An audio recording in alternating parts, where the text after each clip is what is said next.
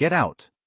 The words didn't just echo through the conference hall, they sliced through it like a blade. For a moment, time froze.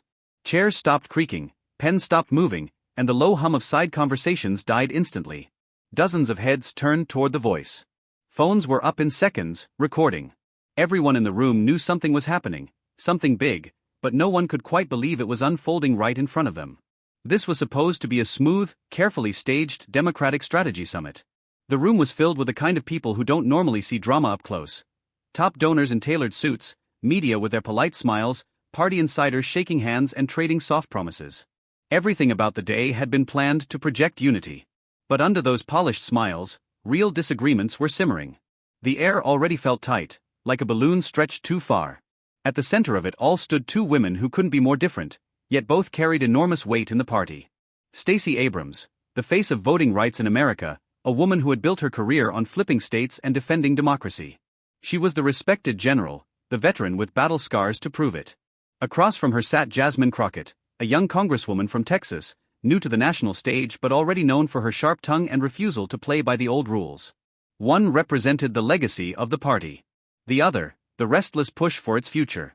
And this summit, meant to be about planning the next big election, was about to turn into a test of who would lead that future. What happened in the next few minutes would not only go viral but also expose cracks in the Democratic Party that the mainstream media won't dare to show you. Stacey Abrams had just finished her speech, and it was everything people expected from her. Smooth. Polished. Carefully crafted. She spoke about voting rights like it was sacred ground, the heart of democracy. Her words were steady, her tone reassuring, the kind of speech that usually ends with a standing ovation. In her mind, and in the minds of many in that room, this was the safe ground the party could always stand on. Then Jasmine Crockett stood up. She didn't smile politely or ease into her point. She went straight at it. "We keep talking about voting rights like it's 1965, she said, her voice slicing through the comfortable air. Heads turned. Some people leaned forward in their seats. She wasn't dismissing the fight for voting rights, but she was pointing at something the party didn't like to talk about. Meanwhile, she continued, young people can't afford rent, can't pay for college, can't see a future where their vote changes their daily lives. It wasn't just a different topic. It was a direct challenge to the priorities of the room. Abrams saw voting rights as the foundation, the first thing you protect before anything else. But Crockett was making it clear that, for younger Americans, the idea of democracy felt hollow if it didn't also mean affordable housing, decent wages, and action on climate change. To them, the right to vote was only powerful if it could change what they felt in their wallets and homes. Crockett didn't stop there.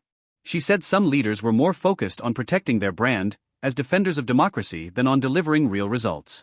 She didn't say Abrams' name, but she didn't have to. Everyone knew who she was talking about. Across the table, Abrams' jaw tightened. Her expression stayed calm, but her eyes told a different story. The reactions in the room split instantly. Older donors shifted in their seats, some frowning, others looking away.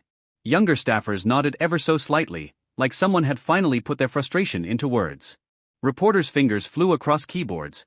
They could feel the story forming right in front of them. Abrams didn't wait for the panel to move on. She leaned forward, cutting in. "I've been fighting for voting rights my entire career," she said firmly. "That's how we flipped Georgia. That's how we stopped Trump in 2020. It wasn't just a defense, it was a reminder to everyone in the room of what she had accomplished, of the battles she had already won for the party. Crockett didn't flinch. She fired right back, saying that while voter suppression was still real, economic suppression was crushing more people today. "What good is the right to vote," she asked, "if your vote can't change the fact that you can't afford to live?" The room's energy shifted. This was no longer just a panel discussion. It was turning into something bigger, and nobody knew where it was headed, only that the tension was rising and neither woman seemed willing to back down. The moment the tension snapped, it was like a thunderclap in the room. Stacey Abrams pushed back her chair so hard it scraped against the floor. She stood up, her hands stiff at her sides, her voice shaking but loud enough for every corner of the hall to hear. "How dare you?" she said, her eyes locked on Jasmine Crockett. "How dare you come in here and disrespect everything I've built, everything I've fought for?" And then it happened. Two words that froze the air. "Get out." Gasps rippled through the crowd. You could hear phones buzzing as people started texting what they were witnessing. A few donors sat frozen mid-note, their pens hanging in the air. Reporters glanced at each other, wide-eyed, knowing this clip would dominate the news before the day was over. But Crockett didn't move. She didn't fidget. She didn't even raise her voice. She simply looked Abrams in the eye and said, calm and clear, no. The word hung there, heavier than any shout could have been. I'm not leaving. I was invited here, same as you. Maybe the problem isn't my ideas. Maybe the problem is you've surrounded yourself with so many yes people that you've forgotten how to hear a challenge. It was like the ground shifted under everyone's feet. Abrams, the unshakable force of the party, suddenly seemed off balance. Her mouth opened as if to fire back, but nothing came out right away. Crockett, meanwhile, was growing stronger with every word, her voice steady, her gaze unflinching. You keep talking about defending democracy, Crockett went on, but what is democracy if it doesn't change people's lives? Pretty speeches don't pay rent. Protecting the vote means nothing if that vote can't put food on the table. Some people in the audience nodded almost involuntarily. Others just stared, caught between shock and awe. Abrams' face tightened. And yes, Crockett said, your wins matter. But the future doesn't run on the past. The future demands evolution. The word landed like an explosion in the room. Evolution. It wasn't just about strategy anymore. It was about power. And for the first time in years, Stacey Abrams looked cornered, her legendary composure slipping away in front of everyone. The moderator's voice cut through the thick silence, suggesting they take a break. Stacey Abrams didn't look up. She sank back into her chair, her eyes fixed on the table in front of her, refusing to meet anyone's gaze.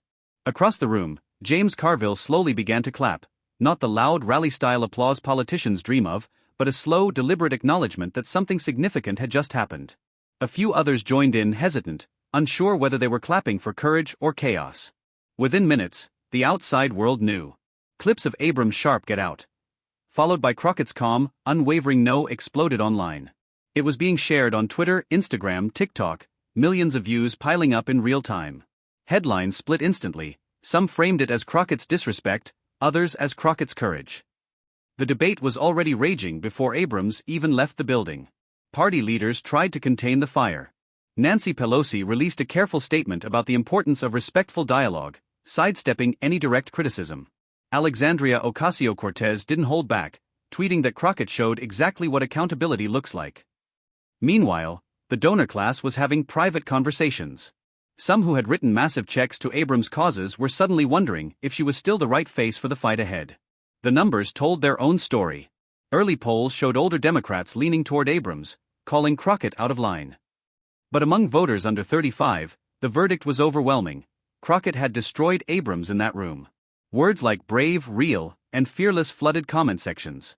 As the days passed, the balance of power shifted. Crockett was getting invitations to speak at major events, messages from big donors, and calls from party leaders who had barely noticed her before. Abrams, meanwhile, struggled to find her footing in interviews, coming off defensive and unable to change the narrative. By the end of the week, it was clear this was no longer just a heated moment between two Democrats. It had become a symbol, a turning point in the party's identity. A question now hung in the air, heavier than ever: is the Democratic Party ready for leaders who won't bow to the old guard?